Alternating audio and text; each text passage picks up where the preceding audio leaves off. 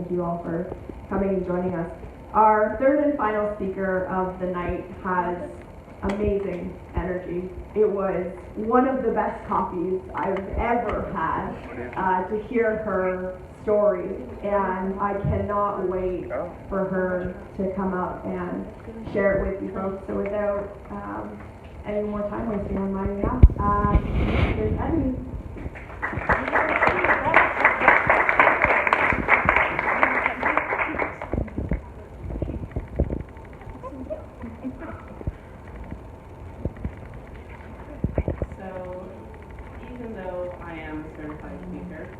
I do need notes tonight because I usually speak on other topics that teach people. This is kind of something close to my heart, so I might lose things or get lost, so I have some notes here.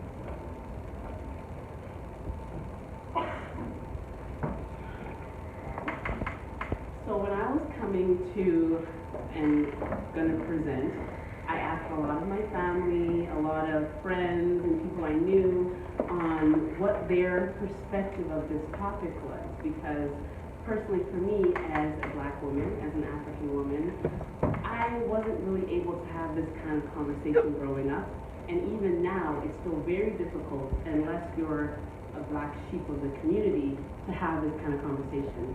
I heard, you're going to bring shame to your family. Why would you go talk about your life like that? You're going to go expose your life to white people. They don't care about your problems. How would they care?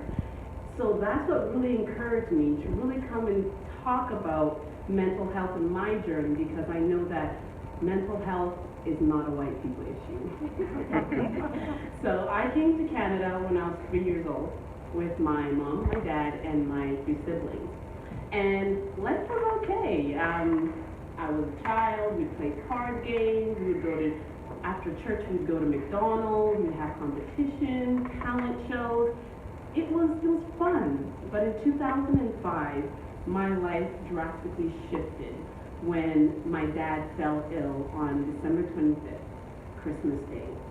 And I remember that time all I could think was, okay, I know that God is supposed to save my dad, and if I just pray, everything will be okay. And I prayed, and by New Year's Day, I was confident my dad was going to come back home. After an afternoon with family friends, I got back home, and I saw a whole bunch of cars outside, and I thought, man, yes, my prayers are answered. My dad is alive. And to my surprise, I opened the door and saw that we had the whole community in our home because my dad had just passed away. At that moment, I didn't know what to think.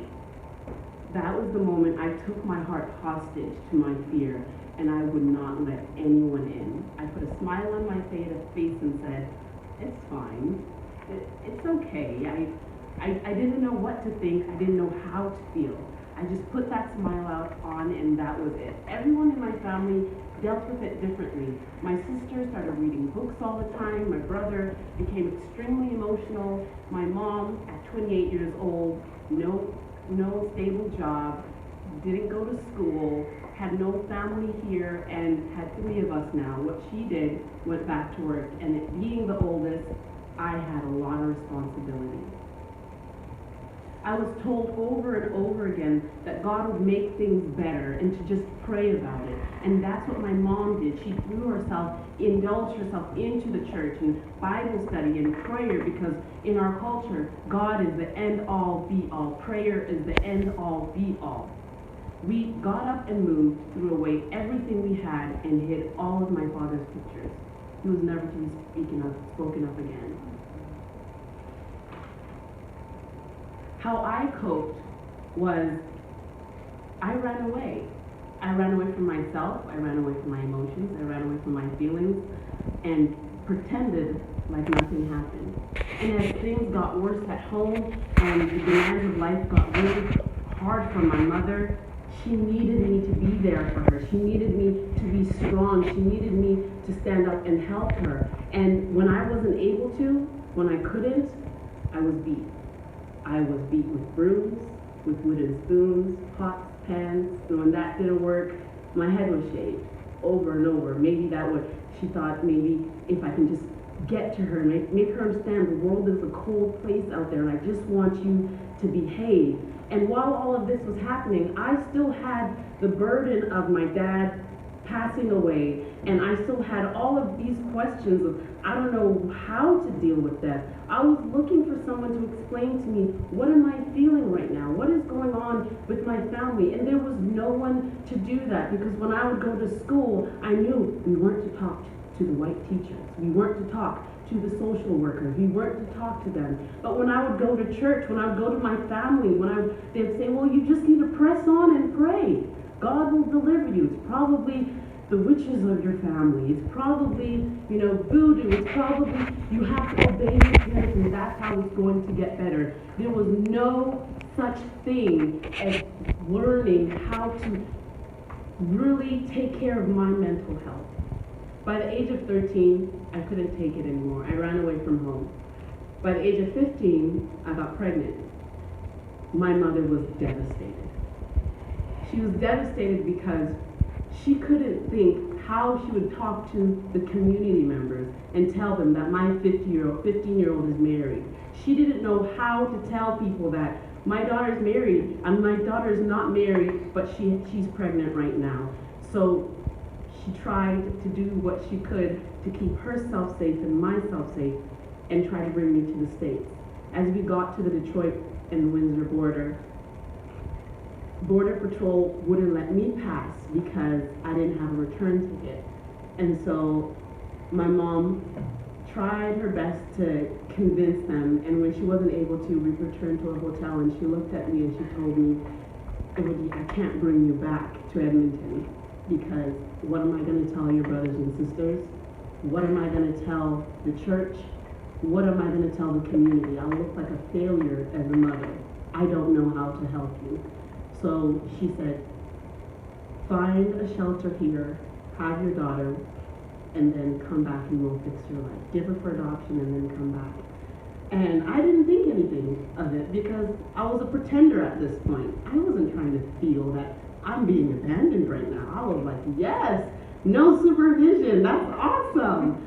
And so she gave me $20 and I took my duffel bag and was walking the streets of Windsor, and I got to the Center of Excellence where I wasn't able to keep up the lie, but I was able to get to a safe shelter, and from there I decided to keep my daughter. And when I decided to keep her, my family washed their hands on me. They said, that's on you because we don't know how to. And when I look back at that time, I don't blame my mom for doing what she did, because she didn't even know how to really confront her own situation and her own problems. So I didn't expect her to do good for me when she wasn't able to do good for herself.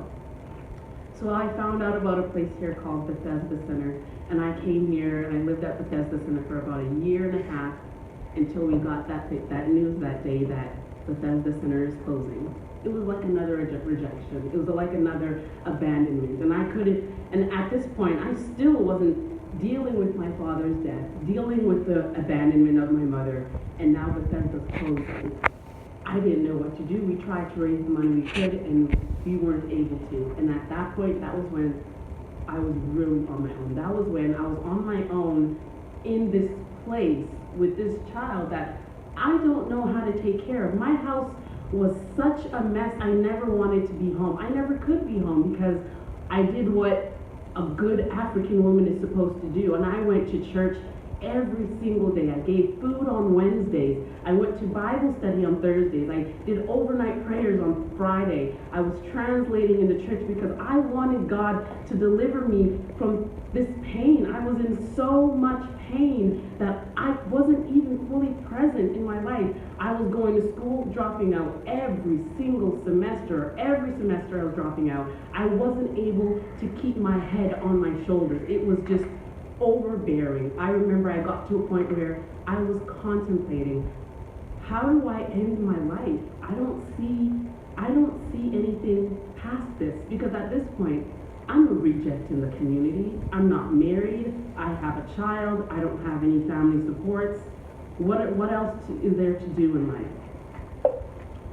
Because of how busy I was with the church and with school, I was kind of able to pretend a little longer. I graduated from Center for Lifelong Learning and went back to Edmonton because I wanted to show my mom I did it. I went to school and I finished and I did have my daughter. But when I got back, I still wasn't married and I still had a child.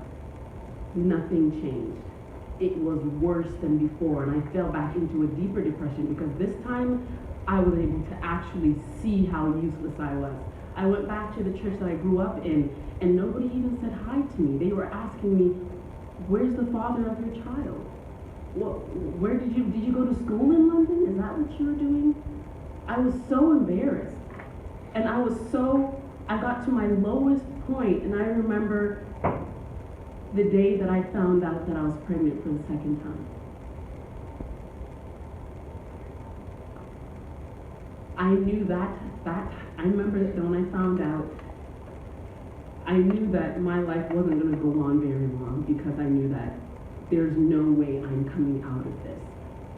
From that point on, my daughter was 5 years old. She would get herself ready for school while I laid in bed because I didn't have the strength to come up, to go out and show my face because I was useless. I tried my best and I tried my hardest to make my mother proud and to be a contributing member of society, but I couldn't. Everything I tried to do, I failed. And I remember thinking, I don't want anyone else to ever feel this low. When I take my life, I want to take all the pain that anyone's feeling like they can't move forward. I want to take it with me so that no one else ever has to feel like this. And I felt something telling me that the only way it's possible for someone else not to feel like this, I gotta get out of it. You gotta get out of it and tell your story. And I don't know what happened that day, but I found the strength to look in a different direction. I didn't know what I was gonna do. I didn't know what to do going forward. I had no clue. All I knew was that I don't want anyone else to feel the way that I'm feeling right now. And from that point forward, I was no longer surviving or struggling with my mental health. I was actually thriving. I didn't know that in doing the small steps of listening to motivational speakers and seeking out how to help myself and looking just to take care of today and let tomorrow take care of tomorrow. I just kind of like dropped everything that I've been taught, everything I knew. I just wanted to remain naked with myself. Naked with myself to feel whatever it is that I was feeling, to confront whatever it is that I needed to confront, to experience whatever it is that I needed to experience. And what I learned was this. I'm not my broken family. I am not the things that I choose to wear. I am not the mistakes that I made. I am not the things my family did. I am not the voices in my head. I'm not the pieces of the brokenness that are inside of me. I'm not the things that cause me pain. I am more than that. And it was understanding that I am more than that that really helped me see that it's okay to feel sad. It's okay to have gone through the horrible things that I've gone through. It's okay to have been abused. It's okay to have been tortured. It's okay to have been raped and molested. It's okay, not saying those situations should have happened, but doesn't mean that I'm broken, like the gentleman here said. We're not broken. It's just something that happened, but I met this other side of me. I didn't know. I thought I was this. I thought these voices in my head and this depression and everything that I was feeling and thinking, I thought that's who I was. I thought that's why I wanted to take my life, because you can't change what you've been through.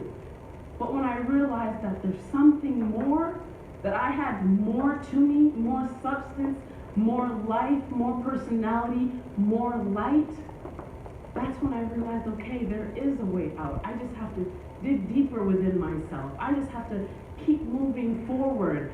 I started taking videos every single day, every day, me crying, me laughing, my journey. I decided to move back to London because London was my safe space. I was back in and it's funny because when I moved back to London, I was 7 months pregnant and I had nothing.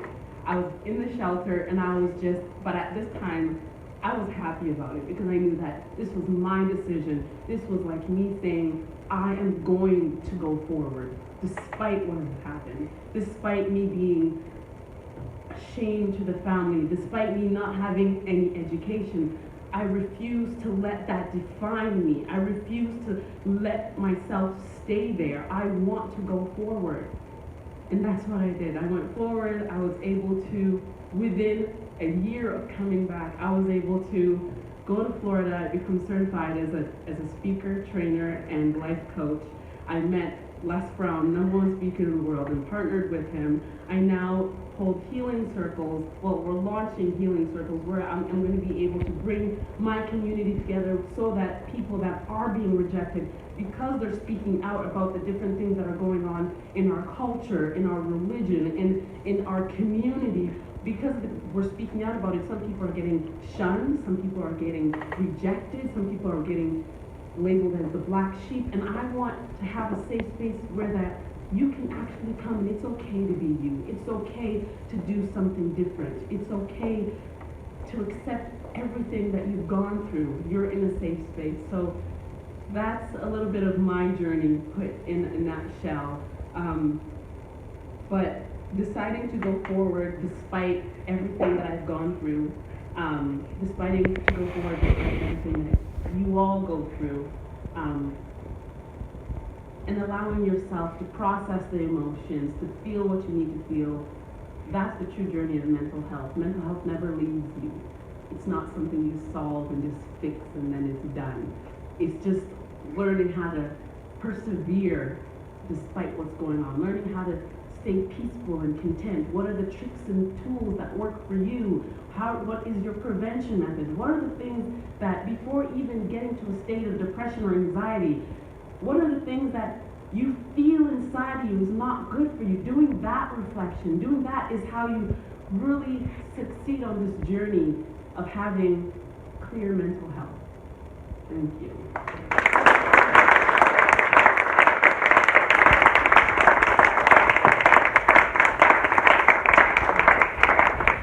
I wanted to sing a song. I'm not a singer. I love music. It's a way that I've really been able to connect and find words to the words that I don't have to speak. So I'm going to try. I'm very shaky right now, and I really feel like I'm about to cry, so I don't know how it's going to go. But I also wanted to really commend Jennifer for coming. I was calling a lot, like I'm trying to do the work of finding resources for the Black community, to find out where can we go for therapy, where can we go, because it's all cool that we have all these great resources, and I've been able to utilize them, but a lot of people's problem is that they don't want to go and talk to a white person about their Black problems, where the first thing they're going to say is, you've been abused, you know, yes, that's discipline in our culture, or we'll say stuff like, and I just feel as though it's like, you just don't understand. How are you supposed to understand? And so looking for resources for the Black community, calling different mental health places and calling different organizations to find where are the different resources for us to use, because we haven't gone through the same thing as other people and we don't want to talk about it. Slavery is almost embarrassing. Colonization is almost embarrassing, makes us feel like a lesser, and so we don't want to talk about it. But it's happened, and there's a lot of things that are a repercussion because of it. But we can move forward, and we will move forward. I know we will. It's just we do have to speak about it. And I love how Jennifer's here tonight to support anybody that needed to be supported. She also has her book, Finesse Your Life, Mind, and Body and Spirit. Sorry, I'm so shaky. And she's at the back if you wanted to speak with her. But I'm going to get into my song. I'll try and get into my song.